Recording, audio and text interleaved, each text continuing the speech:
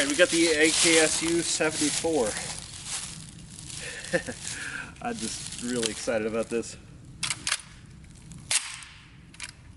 Looks like it chambered. Hopefully it works.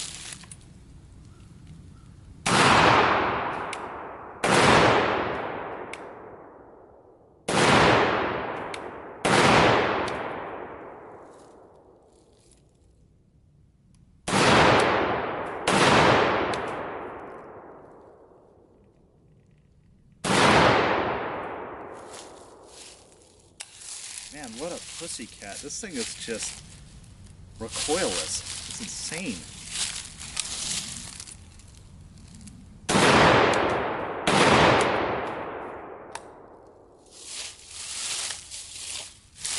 What an amazing rifle.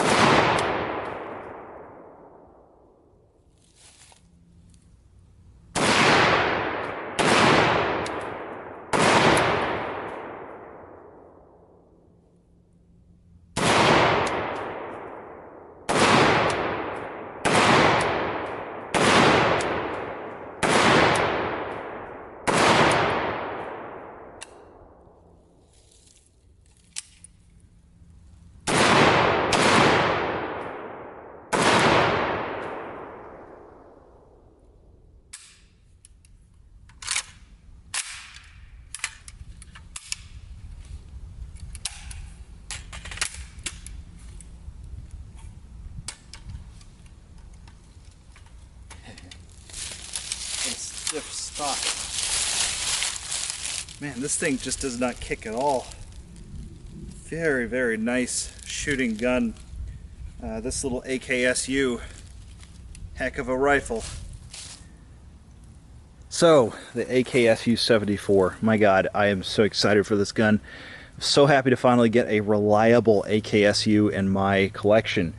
I used to have a Arsenal SLR 106 UR, and it was an absolute jam-o-matic. I sent it back to Arsenal 3 times and never got it to run right.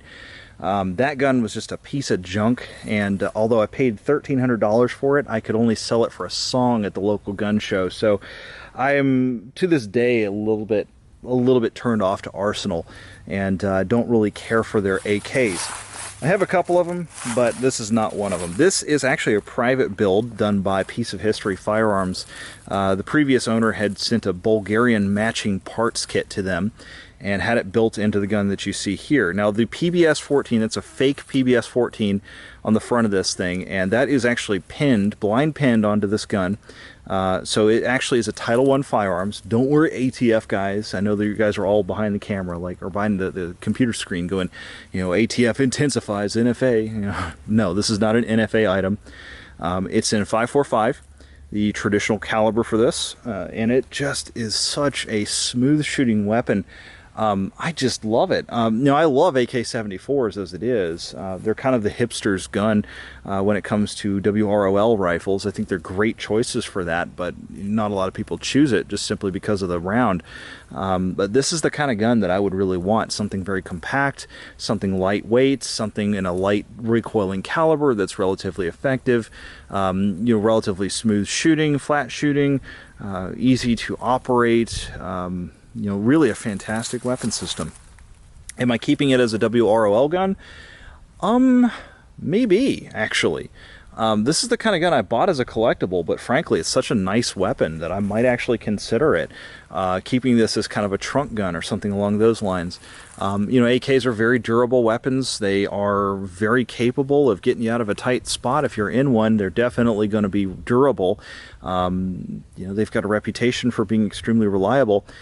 I don't see why I wouldn't take this as a WROL gun. Other than the fact that it's kind of an oddball round and kind of hard to find magazines for, and the parts are maybe not quite as available for the AKSU.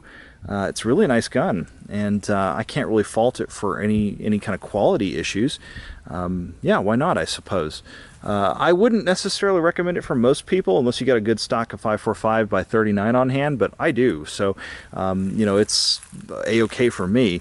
I still have other guns that probably take above this. You know, I've got some lightweight AR-15s that I think are better bug-out rifles, and this gun's relatively short overall length of barrel is going to really hamper its ability to reach out at range, but you know, in sort of lieu of a submachine gun type weapon, this wouldn't be a bad way to go. You know, I think the 545 round is definitely still deadly out of a 10.5-inch barrel, I think is what this has. Of course, again, I just want to mention for the sake of legality that it is a pinned fake suppressor. But, you know, with that barrel, even still, the 545 round, because of the way it actually does the wounding as opposed to the sort of exploding cavitation of the 5.56, this actually has a tumbling effect in the 545, and I think it's actually still pretty effective out of a short barrel. So, you know, it doesn't bother me that much. It just really is an issue with velocity and drop of the bullet over distance. Not that you'd ever really want to shoot this at any great length, but, you know, it's definitely something that's nice to have if you can at least shoot out to 400 or 500 yards with your gun. A regular AKS or regular AK-74, you can certainly do that. With the AKSU, I don't know. I think it probably is going to max out around 200 to 300 yards, especially with that short sight radius. Even still, really a nice gun. Very compact, very lightweight. You know, I cannot wait to get into a more permanent location.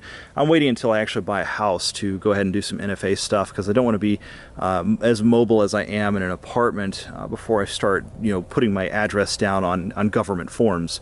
But as soon as I actually get settled down a little bit, I am definitely going to do the paperwork to turn this into an SBR. And man, I'll tell you what, this thing is just freaking cool, even as is. So thanks for watching, everybody. Hopefully you enjoyed the video, and I'll see you later. Bye.